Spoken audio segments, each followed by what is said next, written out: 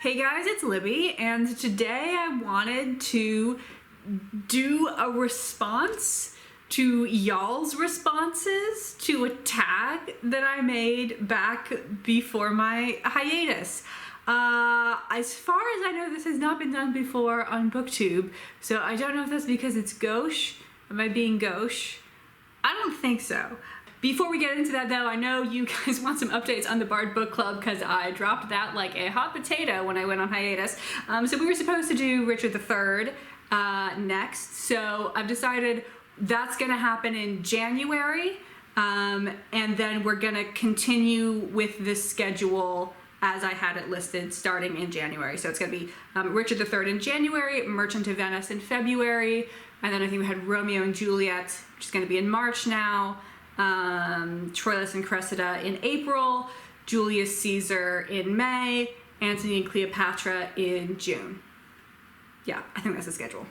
But if you are concerned about being deprived of your Shakespeare content until 2021, I have some plans to do other videos discussing Shakespeare as a whole as opposed to any one particular play. If you have any topics that you would like me to explore in Shakespeare as a whole, leave me a comment. At the beginning of the Bard Book Club, I did do Shakespeare and genre and Shakespeare and verse, which is where I talk about genre and verse. And I've also done top 10 gay Shakespeare characters if you want a little bit of queer theory, and also a lot of the Bard Book Club normal videos do include queer theory for the individual plays. So for some of the questions, I have like responses to specific people's answers, and for others of the questions with like, what was your favorite, what was your least favorite sort of questions, I just did a tally to see if we could figure out what are BookTube's favorite Shakespeare plays. So with question 1, which was, what was your first exposure to Shakespeare? I noticed that Hannah from Hannah's Books, she did this video with her son, and he actually had the same initial Shakespeare exposure as me, which I thought was interesting, which is the Stanley Tucci, Rupert Everett, Callista Flockhart, Kevin Kline, etc., version of A Midsummer Night's Dream.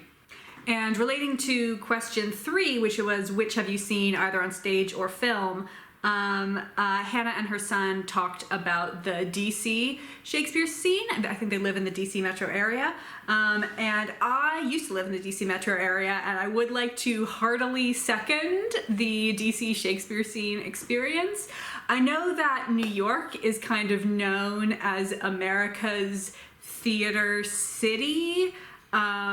As a Washingtonian, I have to say, I think that New York has the best musicals, but I think DC might have the best straight theater. And this also reminds me of something that I wanted to talk about when I originally made the tag, but I just completely forgot. And that is about how I know so much about Shakespeare. Sometimes people ask me like, how do you know so much, Livy? I studied no Shakespeare in college. I did not read a single work of Shakespeare. I do not think I read a single work of English literature in college. In high school, basically, to make a long story short, my first 2 years, freshman and sophomore year of English classes were like not, I didn't learn anything. They were not literarily informative. Junior and senior year actually were. Didn't read any Shakespeare junior year, and senior year we only read Hamlet. So the only Shakespeare play that I have studied in an academic context is Hamlet. And I do, in my Bard Book Club videos, often approach Shakespeare from an intellectual perspective, but my background with it is really from an artistic perspective. I used to live in the DC area. That's where I was born. I lived in the same house for my whole life until I went off to college. And a lot of theaters in DC, which makes them different, I think, from your typical theater in New York, or at least from the theaters I've been to in New York, is that they use volunteer ushers. So they don't have, a professional paid group of ushers. They hire fans of theater, or they bring in fans of theater, and then you get to see the show for free. If they have spare seats, then you get to sit in a seat, but if not, you have to stand in the back, but still free theater. So when I was 13, I started ushering with my mama at the Folger Shakespeare Theater. And then when I was either 14 or 15, I started also ushering at the Shakespeare Theater. You may be familiar with the name Folger because the Folger Library, which is like the building is attached, it's all one building. The Folger Library publishes the edited versions and like heavily annotated versions of Shakespeare's plays, which are quite popular. The Folger Theater typically does 2 Shakespeare plays per year, and the Shakespeare Theater Company does, their numbers have shifted in the years where I was ushering with them, but around 4 Shakespeare plays per year. And so since I was ushering with both of them, I was thinking about 6 like high quality professional Shakespeare plays per year, and I did that from the age of 13 until 18. I did it solidly, and then when I went to college I could only do it when I was home on break, so I was doing maybe 1 or 2, and so yeah, I just watched a lot of Shakespeare, and that's how you learn about it, or that is at least one way to learn about it. So if you are in the DC area, I recommend either of those theaters. Those are the main Shakespeare theaters. We also have other good theaters. Signature does musicals. I like them. Also, in response to question 3, which have you seen on stage or film, Jason from Old Blues Chapter and Verse brought up A Midwinter's Tale, which I've also seen under the title A Midwinter Night's Dream. I think it might have appeared in different versions in the US and the UK. As an excellent film that I highly recommend, particularly to fans of this channel. It is one of Kenneth Branagh directed it. He does not appear in it though. It was one of his sort of warm-ups to his big filmed version of Hamlet. A lot of the actors who were in that version of Hamlet are in A Midwinter's Tale, and it's about a bunch of like kind of zany actors who are trying to put on a production of Hamlet in an old church. They have no money. The building they're in is old and leaky, and they're all a bit, let's say, difficult to work with. And the reason I particularly recommend it for viewers of this channel, for fans of this channel, is that that film has had a big influence on my sense of humor. So if you think that I am funny, you will like A Midwinter's Tale. Then I want to move along to question 5. What is your favorite comedy? So not really surprising, but Midsummer Night's Dream won in an absolute landslide. 7 people said that that was their favorite comedy. Coming up pretty close behind with 5 was Much Ado About Nothing. This is pretty much what I expected based on like how often those shows get performed. That Midsummer Night's Dream would be the most popular, and then Much Ado About Nothing, partially because they're quite likable and popular, and also partially because if you've only seen some of Shakespeare's plays, you're pretty likely to have seen those. The other ones that got a couple of mentions were Twelfth Night, The Merchant of Venice, The Tempest, As You Like It, and Measure for Measure, which is my favorite comedy and also Amanda's favorite comedy. I was kind of hoping more people might say Measure for Measure, but you know, it's okay. Amanda and I can be in our depressed Viennese club together. Then for the favorite history, this one also turned out how I expected. Now, there was some questions about the play Julius Caesar and whether that belongs in is a favorite history or a favorite tragedy. So I classified Julius Caesar as a tragedy, so if you said it was your favorite history, then I gave it a point in tragedy. So there's a couple ways to categorize, like determine what is a comedy, what is history, what is a tragedy. One is just to do what it says in the contents of the first folio. So the first folio has on its index, or not on its index, on its table of contents, it has titles like these are the comedies, these are the histories, these are the tragedies. And you can just do those. And according to that definition, Julius Caesar is a tragedy. There is a reason for this because it is about actual historical figures. And I swear to God that I heard this somewhere. I cannot find any reference to it now. I have no idea who said this. Maybe I just fully dreamed it and this is completely wrong. But this is why Julius Caesar and Antony and Cleopatra are categorized as tragedies as opposed to histories, even though they're about actual historical figures. Probably may, again, also just be something that I made up.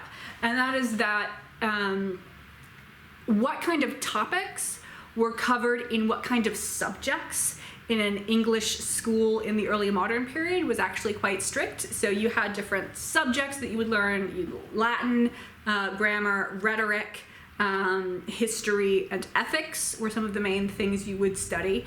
And the types of things that you study in a history lesson become history plays, and the types of things that you would study in an ethics lesson became tragedies. So people did study about Mark Antony, but when they studied him, they didn't study him with an eye to what are the actual things that happened here, and more with an eye to what are the choices that he made, and were they good or bad choices. And honestly, I think this is a pretty good approach, because all of the historical sources, meaning the written sources that we have for, early imperial Rome, are extremely biased. So approaching that, the stories to do with those people as like what actually happened is very difficult to do, whereas approaching more recent history where you have a greater variety of written documents, and so it's easier to piece things together in a more accurate way. Yeah, there was going to be a conclusion to that sentence, but I don't remember how I began it grammatically, so I'm just going to stop. I think you understand. Let's talk about the histories people liked. It was tied between Richard II and Henry V, which is kind of what I expected. Two people said that Richard III was their favorite history, and that got me thinking that I think Richard III is probably performed more often than either Richard II or Henry V. I'm quite certain that it's performed more often than Richard II. Maybe it's tied with Henry V. But it is one of Shakespeare's earlier works, and there's one scene that just fundamentally doesn't work. We'll talk about that in January. So yeah, I'm not surprised that it is not an overwhelming favorite despite being performed more often. So 4 people were for Richard II and 4 people for Henry V, including Jay Shea, that Henry V is his favorite history, despite the fact that he reads Henry as a manipulative asshole, which I need to reread that play now with that reading in mind, because that sounds fun. Moving on to favorite tragedy, again, no surprises, Hamlet by far #1, with 9 people saying that Hamlet was their favorite tragedy. Julius Caesar came next with 6 people saying it was their favorite tragedy, and then we got a couple votes for Macbeth, Romeo and Juliet, and King Lear.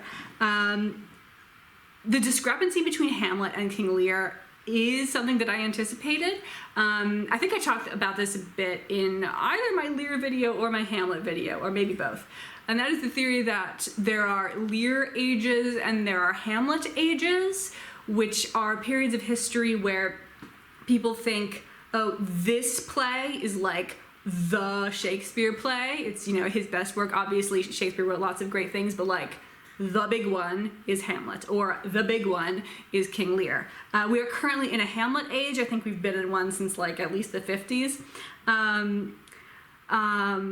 But I'm kind of thinking that I think that maybe once we get to the other side of this crisis that we're all in right now, I'm wondering if we'll switch over to a Lear age. Okay, and then moving on to least favorite play, again, not very surprising, Taming of the Shrew is #1. 6 people hated it. Other ones that got mentioned, some of them I get, Othello. I understand people not liking Othello. Two Gentlemen of Verona, another early one. Timon of Athens. There were some where people say it's their least favorite. I don't really get it. And with some of the least favorite ones, people said, I haven't read that many, but of the ones I've read, this was my least favorite. So I don't take these too seriously, but I don't understand why you wouldn't like Henry IV Part 1, Love's Labour is Lost, or Cymbeline. And then Brian from Bookish said that Measure for Measure was his least favorite Shakespeare play. And I feel like I personally have failed, if that is true. But taking a look at question 10, I tallied for, the question was, which lesser known play do you think deserves more attention? Or if you haven't read enough lesser known plays to feel qualified to answer that question, then you can answer which lesser known play are you most excited about. So for the one that deserves more attention, we had Henry VIII, Love's Labour's Lost, Cymbeline, Troilus and Cressida, and Antony and Cleopatra are ones that I would suggest, or ones that BookTube has suggested if you want to read a weird Shakespeare play. I'm kind of surprised that King John didn't show up on here. King John, I said Troilus and Cressida. King John would definitely be my number 2 answer for that one. And I think Troilus and Cressida, like, at least sometimes gets performed, or like sometimes the monologues get used in auditions.